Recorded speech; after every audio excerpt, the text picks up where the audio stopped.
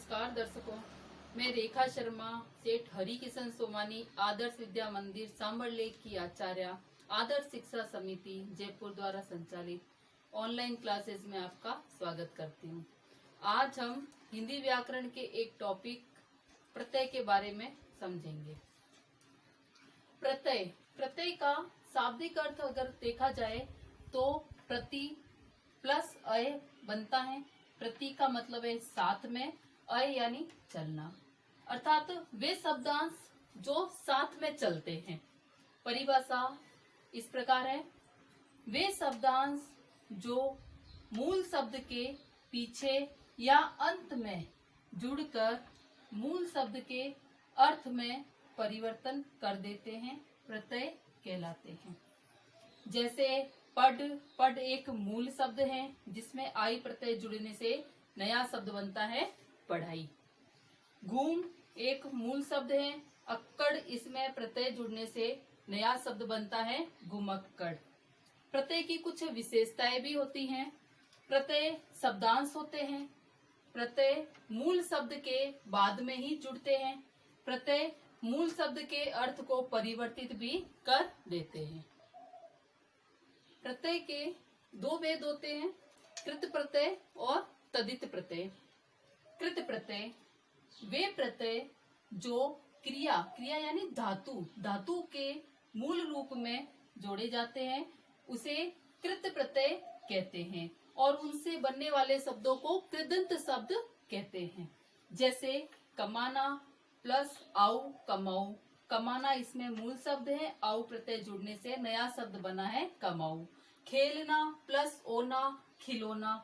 दूसरा है तदित प्रत्यय, वे प्रत्यय जो क्रिया को छोड़कर अन्य शब्दों अर्थात संज्ञा, सर्वनाम, विशेषण के अंत में जुड़ते हैं, उन्हें तदित प्रत्यय कहते हैं और उनसे बनने वाले शब्दों को तदितांत शब्द कहते हैं।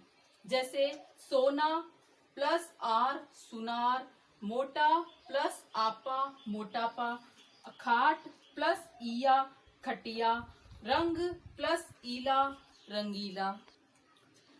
यहाँ हम इक और य प्रत्यय के कुछ नियम होते हैं, कुछ विशेष नियमों से ये प्रत्यय लगते हैं, उन नियमों को हम एक बार देखेंगे। यदि किसी मूल शब्द में पहला शब्द अ या आ होने पर वह दीर्घ स्वर हो जाएगा, आ बन जाएगा। ई ए और ऐ होने पर ऐ बन जाएगा। उ ओ और औ होने पर औ बन जाएगा। इसमें विशेष ध्यान रखने वाली बात यह है कि शब्द के मूल शब्द के पहले अक्षर को ही हमें देखना है। जैसे अंश प्लस इक आंशिक, यहाँ पर अ स्वर आया है तो जब अ स्वर में इक प्रत्यय जुड़ेगा तो अ का आ हो जाएगा। अनुपात प्लस इक यहाँ पर भी अ स्वर आया है तो अ या आ स्वर आने पर यह दीर्घ स्वर बन जाएगा, आनुपातिक नया शब्द बनेगा। जैसे विज्ञान प्लस इक, यहाँ पर हम देखेंगे कि पहला जो स्वर है, पहला जो अक्षर है वह ई आई स्वर आया है। ई स्वर आने पर ई और ई, ए और आई स्वर आने पर ऐ बन जाएगा। जैसे वी का वे हो जाएगा। तो विज्ञान प्लस इक में नया शब्द वैज्ञानिक बनेगा। इच्छा प्लस इक, यहाँ पर भी ई शब्द आया है, ई शब्द ई ए आई शब्द के आने पर ऐ बन जाएगा तो इच्छा का ऐच्छिक हो जाएगा। भूगोल प्लस इक में उ पहला जो शब्द अक्षर है वह भू है, इसमें उ स्वर जुड़ा हुआ है, उ ओ औ आने पर औ हो जाता है तो भूगोल का भौगोलिक बनेगा।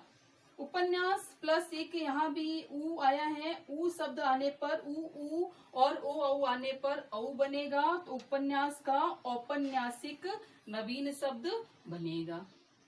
यह प्रत्यय के भी कुछ विशेष नियम है जो इस प्रकार है कि इक प्रत्यय का नियम तो यह प्रत्यय में भी लगेगा। जैसे यहाँ ललित है तो अ शब्द आया है, अ स्वर आया है तो अ का आ हो जाएगा, तो ललित का लालित्य होगा। लेकिन ध्यान देने वाली बात यह है कि जो अंतिम इसमें वर्ण होता है वह आधा हो जाता है। जैसे ललित में त वर्ण अंतिम वर्ण है, तो य लगने पर यह वर्ण आधा हो जाएगा। तो ललित प्लस य लगने से लालित्य नवीन शब्द बनेगा। इसी प्रकार स्वास्थ्य प्लस य, स्वस्थ प्लस य, स्वस्थ शब्द में य जुड़ने से स्वास्थ्य बनेगा।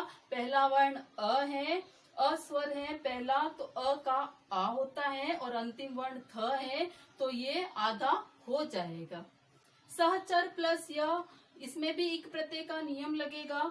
अ आया है, स के साथ अ स्वर शामिल है, तो यह अ का आ हो जाएगा और यहाँ अंतिम वर्ण जो र है यह आधा हो जाएगा। तो सहचर का सहचर्य नवीन शब्द बनेगा।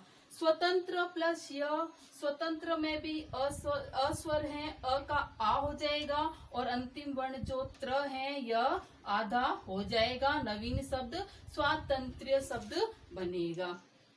सुंदर प्लस य, सुंदर शब्द में ऊ शब्द आया है। यहाँ हमने एक प्रत्यय के नियम में पढ़ा था, ये अ उ ओ औ होने पर औ हो जाएगा। तो सुंदर का सौंदर्य नवीन शब्द बनेगा। र अंतिम वर्ण जो है यह आधा हो जाएगा। इसी प्रकार विराग प्लस य, विराग में भी ई स्वर आया है। ई स्वर के आने पर ई ए आई के आने पर ए बनता है, तो यहाँ विराग का वैराग्य नवीन शब्द बन जाएगा। धन्यवाद।